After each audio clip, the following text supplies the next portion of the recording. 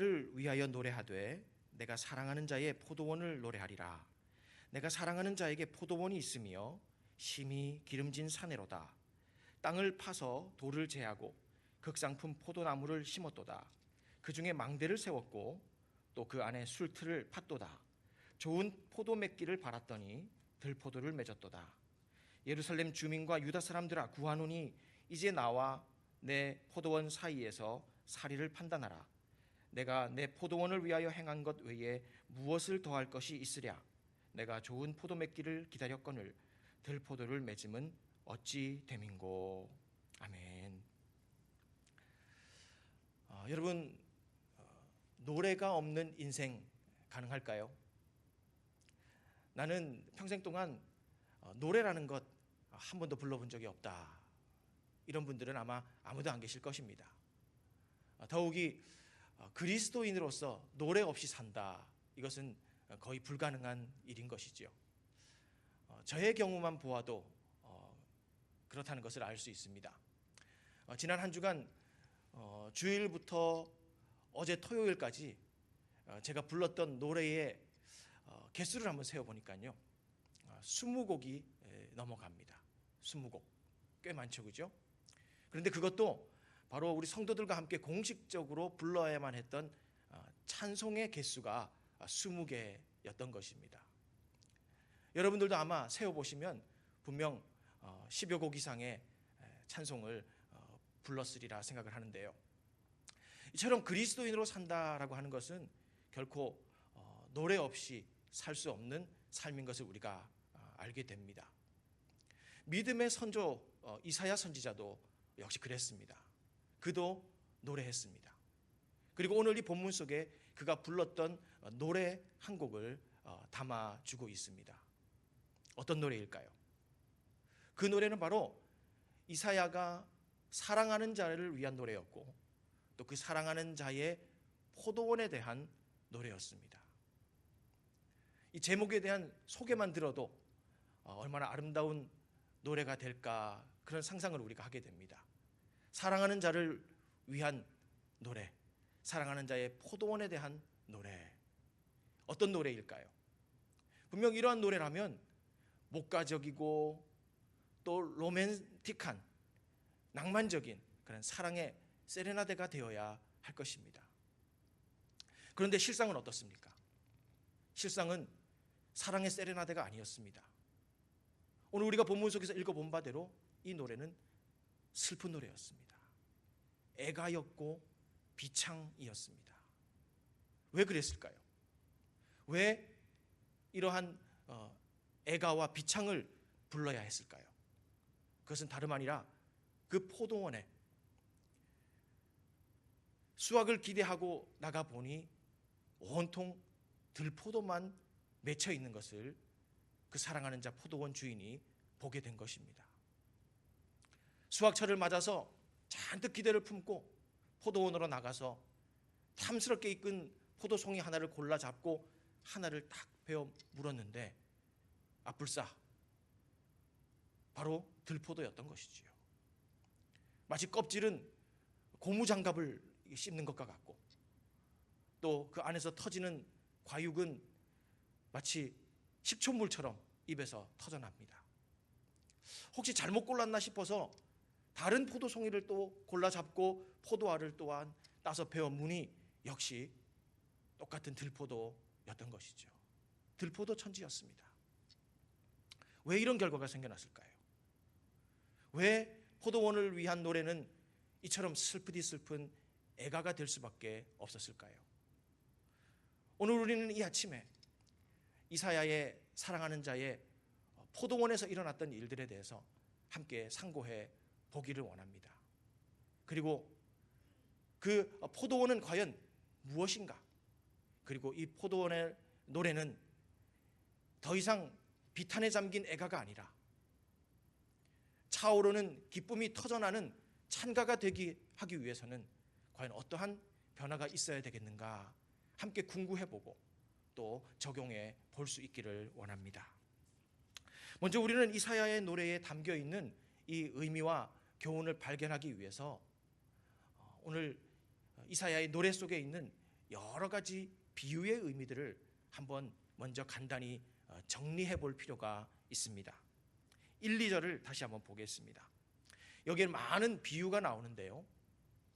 1절을 보면 먼저 이사야가 사랑하는 자라고 부르는 대상이 나오는 것을 우리가 보게 됩니다.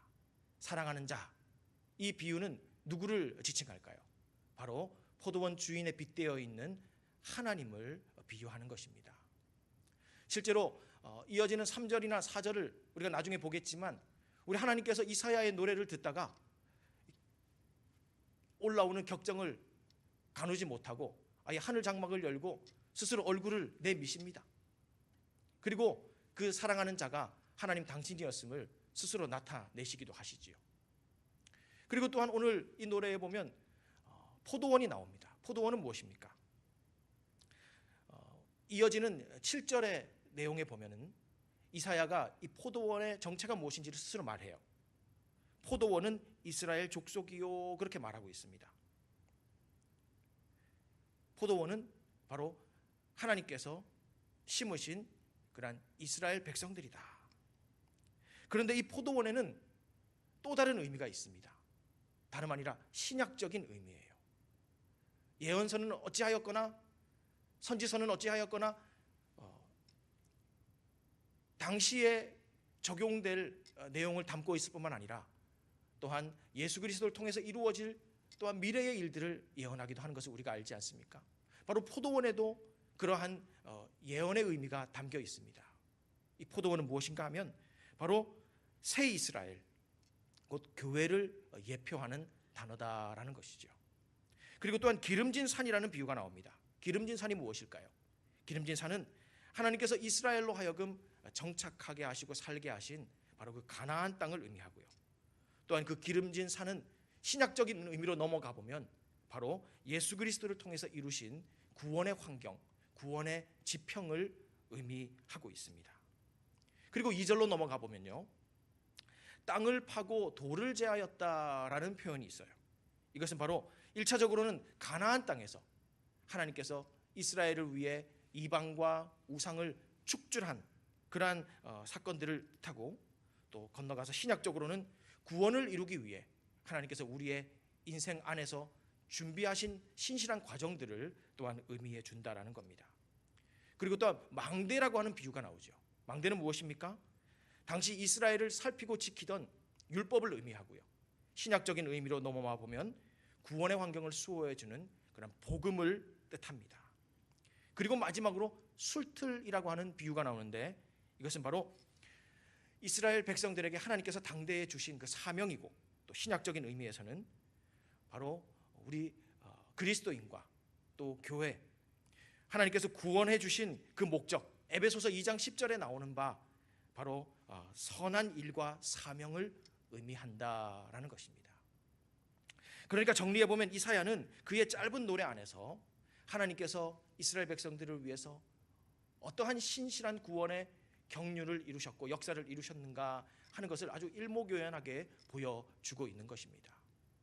그리고 더 나아가서 예수 그리스도를 통해 이 땅에 온전히 임하게 될 그 구원의 섭리, 그 경륜의 전 과정을 예언해 주고 있다라는 것이지요. 결국 이사야의 노래는 오늘 우리로 하여금 하나님의 구원이 과연 어떠한가 하는 것을 입체적으로 들여다보게 하고, 그리고 또한 오늘 그 구원 안에서 구원을 만끽하는 삶은 어떻게 살 수 있는가 우리에게 가르쳐 주고 있다라는 것입니다. 그렇다면 이제 본격적으로 바로 이 노래 앞에서 오늘 우리가 감당해야 될 믿음의 반응은 과연 무엇이겠습니까? 이 말씀을 받는 우리들이 오늘 믿음으로 응답해야 될 내용은 무엇일까요? 사실 오늘 이 본문은요, 우리가 이 말씀 앞에서 어떻게 반응해야 하는지 직접 요구해 주고 있습니다. 3절을 한번 보도록 하지요. 3절을 읽어보니 예루살렘 주민과 유다 사람들아 구하노니 이제 나와 내 포도원 사이에서 사리를 판단하라, 그렇게 말씀합니다. 누구의 목소리입니까? 바로 하나님의 목소리입니다. 하나님께서 이사야의 노래를 들으시다가 불붙은 심정이 되어서 이스라엘 백성들을 소환하십니다. 그리고 그 앞에 세우십니다. 그리고 사리를 한번 판단해 보라, 이렇게 요구하고 계신다라는 거죠. 그러니까 오늘 이 말씀을 우리가 앞에 두고 있다면 우리가 해야 될 믿음의 온전한 반응은 무엇입니까? 사리 판단입니다. 사리 판단. 하나님께서 우리에게 행하신 구원과 우리가 또한 그 구원 안에서 만들어낸 결과물을 두고서 사리 판단을 해 보아야 한다라는 것이죠. 그렇다면 과연 어떻게 무엇을 사리 판단해야 하는 것입니까? 이어지는 4절을 보게 되면 우리가 판단해야 될 질문들이 나오고 있습니다. 4절 말씀을 보니 내가 내 포도원을 위하여 행한 것 외에 무엇을 더할 것이 있으랴. 내가 좋은 포도 맺기를 기다렸거늘 들포도를 맺음은 어찌 됨인고. 그렇게 질문하고 있습니다. 어떤 질문입니까? 내가 포도원을 위해서 한 일들이 바로 이런 것이다. 이사야가 노래한 바로 그런 것인데 내가 더할 것이 과연 무엇 있겠느냐? 그런데 들포도가 맺혔다는 것은 어찌 된 일이냐? 이것에 대해서 사리 판단을 한번 해보라 라는 요청을 지금 하나님께서 직접 하고 계신다라는 것입니다. 그래서 오늘 우리는 이 시간에 하나님의 요구에 따라 사리 판단을 한번 해보아야 합니다.